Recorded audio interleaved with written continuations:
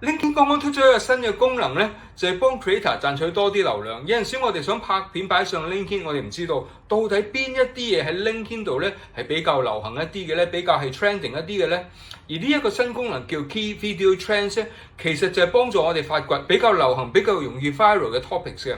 呢個功能分咗兩個部分，第一個部分叫 Video Tabs。Video Tabs 咧，你就當喺一個 video player 上邊咧有一啲好似標籤咁嘅嘢，你撳嗰個標籤嘅時候咧，你就會見到嗰個標籤相關嘅影片，例如乜嘢標籤啊？譬如話 How to use AI 咁樣啦。咁你一撳嘅時候，你就可能有好多影片教你點樣用 Gen AI 嘅工具啦。